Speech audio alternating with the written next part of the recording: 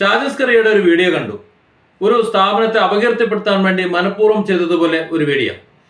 ഒരു വാർത്ത ചെയ്യുമ്പോൾ ആ വാർത്തയോട് കുറച്ചൊക്കെ നീതി പുലർത്തണം.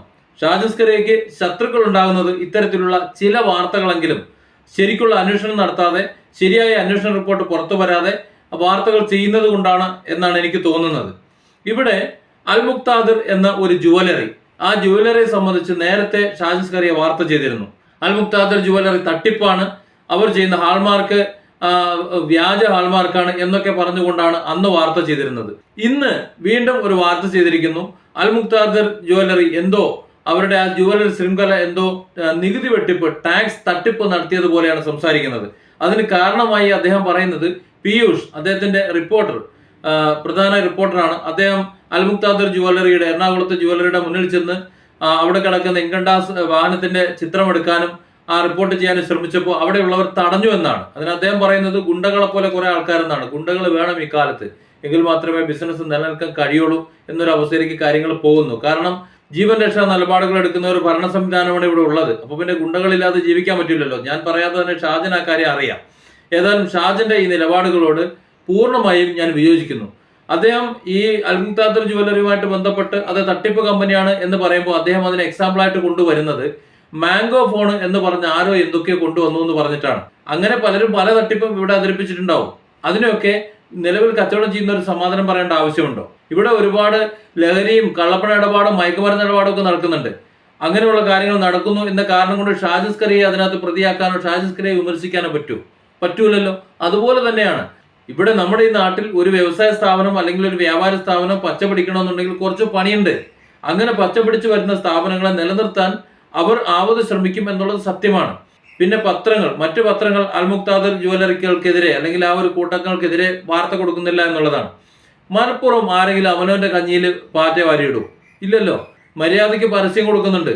ഇന്ന് പരസ്യങ്ങളില്ലാതെ ഒരു പത്രത്തിനും ഒരു ചാനലിനും നിലനിൽക്കാൻ കഴിയില്ല എന്ന് എന്നേക്കാളും നന്നായി ഷാജിസ്കറിയയ്ക്ക് അറിയാം. യൂട്യൂബ് റവന്യൂ മര്യാദയ്ക്ക് വരുന്നുണ്ടെങ്കിലും അത്യാവശ്യം തരക്കേടില്ലാതെ ആൾക്കാർക്ക് സാലറി കൊടുത്തുകൊണ്ട് കുറച്ചധികം ആൾക്കാരുള്ള ഒരു സ്ഥാപനമാണ് ഷാജിസ്കറിയുടെയും. നിലനിർത്തിക്കൊണ്ട് പോകണമെങ്കിൽ കുറച്ച് ബുദ്ധിമുട്ടാണ്, അറിയാലോ. ഇവിടെ ഒരു കച്ചവട സ്ഥാപനത്തെ തട്ടിപ്പ് സ്ഥാപനം എന്ന് പറയണമെന്നുണ്ടെങ്കിൽ എന്തെങ്കിലും ഒരു തെളിവ് വേണം. എന്തായിരുന്നു ഷാജിസ്കറിയ നേരത്തെ മാസങ്ങൾക്ക് മുമ്പ് പറഞ്ഞിരുന്നത്? ഹാൾമാർക്ക്, വ്യാജ ഹാൾമാർക്കാണ്, തട്ടിപ്പാണ്, ഉടായിപ്പാണ് എന്ന്. ഒരു കണ്ണടച്ച് തുറക്കും വേഗത്തിൽ പല സ്ഥാപനങ്ങളും വളരും. ബൈജൂസ് വളർന്നില്ലേ? അവരുടെ പെരുമാറ്റം കൊണ്ട്, ജനങ്ങളുമായുള്ള പെരുമാറ്റം കൊണ്ട് പോയതിനേക്കാൾ വേഗത്തിൽ തിരിച്ചു വന്നു. അത് വേറൊരു കാര്യം. ഒരൊറ്റ വർഷം കൊണ്ടല്ലേ ബൈജൂസ് വളർന്നത്. ഇത് അൽ മുക്താദിർ ജുവലറി ഇത്രയും വർഷങ്ങളായി ഇവിടെ പ്രവർത്തിക്കുന്നു. അവർ മറ്റ് സംഘടനകളുമായി, അതായത് അവരുടെ ജുവലറി സംഘടനകളുമായിട്ട് അവർക്ക് ബന്ധപ്പെടാൻ അവർക്ക് താല്പര്യമില്ല. അങ്ങനെ താല്പര്യമില്ലാത്തത് കൊണ്ട് സ്വാഭാവികമായി അവരെതിർത്ത് വാർത്തയിടും. ഇപ്പൊ എന്റെ കാര്യം തന്നെ ഞാൻ പറയാം. ഞാൻ 2014 മുതൽ ഫാമിലി കൗൺസിലിംഗിൽ വളരെ സക്സസ് ആയി ചെയ്തുകൊണ്ടിരിക്കുന്ന ഒരാളാണ്. സിംഗിൾ സിറ്റിംഗിലാണ് ഞാൻ എടുക്കുന്നത്. കേരളത്തിൽ അങ്ങനെ മറ്റൊരാളുണ്ടോ എന്ന് എനിക്കറിയില്ല. ഒരൊറ്റ സിറ്റിംഗിലെ ഞാൻ എടുക്കുള്ളൂ. അതിൽ തന്നെ സോൾവ് ചെയ്ത് പോകും. അവരെ യഥാർത്ഥ പ്രശ്നം സോൾവ് ചെയ്യുന്നതിലൂടെ ഒരു പ്രശ്നം തീരുന്നുണ്ട്. ഇവിടെ ഒരു ട്രേഡ് യൂണിയൻ, 1-2 ട്രേഡ് യൂണിയനുകൾ കൗൺസിൽ രംഗത്തൂടെ ഉണ്ടായവരൊക്കെ എന്നെ സമീപിച്ചു. അതിൽ അംഗമാകണം, അതിന്റെ ഭാരവാഹിയാകണം എന്ന് പറഞ്ഞുകൊണ്ട്. ട്രേഡ് യൂണിയൻ ഒരു ട്രേഡായിട്ട്, ഒരു തൊഴിലാളി യൂണിയനായിട്ട് മാറാൻ എനിക്ക് താല്പര്യമില്ലായിരുന്നു കൗൺസിലിംഗ് മേഖലയിൽ. അതുകൊണ്ട് തന്നെ ഞാൻ ആ പണിക്കില്ല എന്ന് പറഞ്ഞുകൊണ്ട് എനിക്കുണ്ടായ ശത്രുക്കൾ. പകരം എന്റെ കോഴ്സുകൾ തടയാൻ ആളുണ്ടായി, എന്റെ കോഴ്സുകൾ വ്യാജമെന്ന് പറയാൻ ആളുണ്ടായി, എന്റെ ക്ലാസ്സുകൾക്ക് ആള് വിളിക്കാതായി, അങ്ങനെ പലതും ഉണ്ടായി. അതൊക്കെ സ്വാഭാവികമാണ്. അതായത് സംഘടനകൾ പലരും നമ്മളെ വിളിക്കും. അങ്ങനെ വിളിക്കുമ്പോൾ അതിനനുസരിച്ച് നമ്മൾ വളഞ്ഞു കൊടുക്കാൻ തയ്യാറാണെന്നുണ്ടെങ്കിൽ നമ്മൾ ഓക്കെ. പക്ഷെ നട്ടലുള്ള ചിലരൊന്നും അതിന് തയ്യാറാവൂല. സ്വന്തമായ അഭിപ്രായമുള്ള പലരും അതിന് തയ്യാറാവൂല. ഷാജിസ്കറിയയ്ക്ക് ഞാനത് പറഞ്ഞു തരേണ്ട ആവശ്യമില്ലല്ലോ. ഷാജിസ്കറിയ ഇത്തരം മീഡിയകളിൽ നിന്ന് മാറി നിന്ന് ചിന്തിക്കുന്ന ഒരാളാണെന്ന് ഞാൻ വിശ്വസിക്കുന്നത്. അതുകൊണ്ടാണ് താങ്കളുടെ ആവൽഘട്ടങ്ങളിൽ ഞാൻ താങ്കളെ സപ്പോർട്ട് ചെയ്യുന്നത്. പക്ഷെ ഇതിനെ സപ്പോർട്ട് ചെയ്യാൻ കഴിയുന്നില്ല. അൽ മുക്താദിർ ജുവലറി സംബന്ധിച്ചിടത്തോളം അവരുടെ ജുവലറി സംഘടനയുമായി അസോസിയേറ്റ് ചെയ്യാൻ അവർ തയ്യാറായിട്ടുണ്ടാവില്ല. അതുകൊണ്ടാണല്ലോ അത്തരൊരു പ്രസ്താവന ഇറക്കിയത്, അവിടെ ഹാൾമാർക്ക് തട്ടിപ്പ് നടക്കുന്നു എന്നുള്ളത്. 2-3 മാസം മുമ്പാണല്ലോ ഹാൾമാർക്ക് തട്ടിപ്പുമായിട്ട് ബന്ധപ്പെട്ട ഉദ്യോഗസ്ഥന്മാരോട് പരിശോധന നടത്തിയത്. എന്നിട്ട് എന്താ കണ്ടെത്തിയത്? വല്ലതും കണ്ടെത്തിയോ? വല്ല പരിശോധന റിപ്പോർട്ടും പുറത്തു വന്നോ? അല്ലെങ്കിൽ എന്തെങ്കിലും നടന്നോ?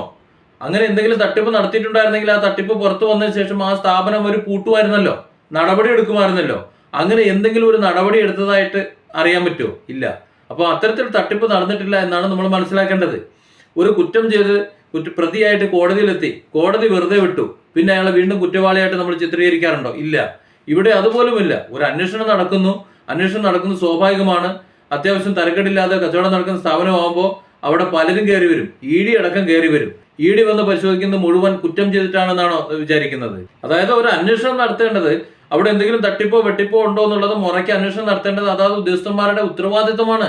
ഇപ്പോൾ ഇൻകം ടാക്സിന്റെ ഉദ്യോഗസ്ഥന്മാർ അവിടെ പരിശോധന നടത്തുന്നുണ്ടെങ്കിൽ അവിടെ ടാക്സ് വെട്ടിപ്പോ മറ്റോ നടക്കുന്നുണ്ടോ എന്ന് പരിശോധിക്കാനാണ് അവരെ ചുമതലപ്പെടുത്തിയിട്ടുള്ളത്.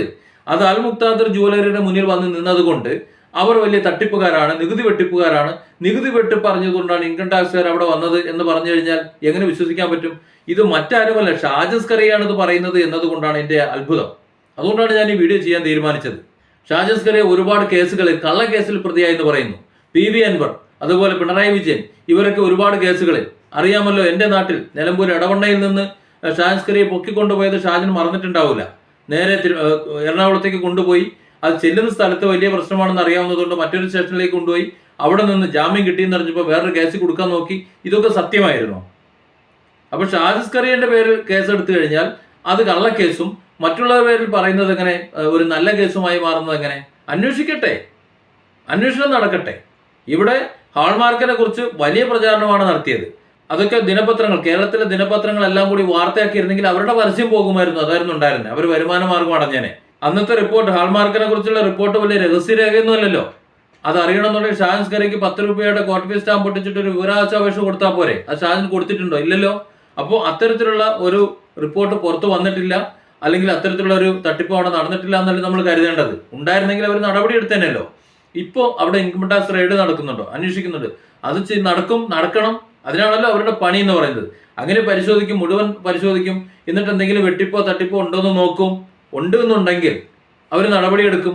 സ്വർണ്ണ മേഖലയിൽ നടക്കുന്ന തട്ടിപ്പും വെട്ടിപ്പും താങ്കൾക്ക് അറിയാമോ എത്രയാണെന്നുള്ളത്? കണ്ണടയുടെ ഫ്രെയിമിന്റെ കാര്യം പറയുന്നത് പോലെ വലിയ തട്ടിപ്പാണ് സ്വർണ്ണ മേഖലയിൽ നടക്കുന്നത്. പണിക്കൂലി സൗജന്യം എന്ന് പറയുന്ന അൽ മുക്താദിർ മാത്രമല്ല, മറ്റു പല ജുവലറികളും പണിക്കൂലി സൗജന്യം എഴുതി വെച്ചിട്ടുണ്ട്. എങ്ങനെയാണ് ഈ പണിക്കൂലി സൗജന്യമാക്കുന്നത്? നിങ്ങൾ ഈ കൊടുക്കുന്ന പ്യുവർ സ്വർണ്ണമാണോ കൊടുക്കുന്നത്? ചെമ്പ് ചേർക്കാതെ, ക്യാരറ്റ് കുറയ്ക്കാതെ ആരാണ് ഇവിടെ കൊടുക്കുന്നത്? ആ കൊടുക്കുന്ന ചെമ്പിന് സ്വർണത്തിന്റെ വില തന്നെയല്ലേ നിങ്ങൾ എടുക്കുന്നത്? അല്ലാതെ ആ ചെമ്പ് ഇതിന് ഇത്ര ശതമാനം ചെമ്പുണ്ട് കേട്ടോ, അതുകൊണ്ട് ഇതിന് നിങ്ങൾ ചെമ്പിന്റെ വില തന്നാൽ മതി എന്ന് ഏതെങ്കിലും ജുവലറിക്കാർ പറയുന്നുണ്ടോ? ഇല്ലല്ലോ. അൽ മുക്താദിർ അതുകൊണ്ട് തന്നെ ആ വില കുറച്ചുകൊണ്ട് അവർ പണിക്കൂലിയായിട്ട് അവർ കുറച്ച് കൊടുക്കുന്നുണ്ടെങ്കിൽ അവർക്ക് കച്ചവടം കൂടുതൽ കിട്ടുന്നുണ്ടെങ്കിൽ അതിവേഗം വളരും. കാരണം സ്വർണ്ണ ബിസിനസ്സാണ്. സ്വർണ്ണ കച്ചവടം ആകുമ്പോൾ ലാഭം കൂടുതൽ കിട്ടും. അതുകൊണ്ട് തന്നെ അതിവേഗം വളരും, വളരെ പെട്ടെന്ന് വളരും. അതിൽ വളർന്നോട്ടെ, അതിനെന്താ കുഴപ്പം? താങ്കൾക്ക് പരസ്യം തരാത്തത് കൊണ്ടോ അല്ലെങ്കിൽ താങ്കൾ ഇഷ്ടപ്പെടാത്തത് കൊണ്ടോ താങ്കൾ ഇങ്ങനെ വാർത്ത ചെയ്യേണ്ട ആവശ്യമുണ്ടോ?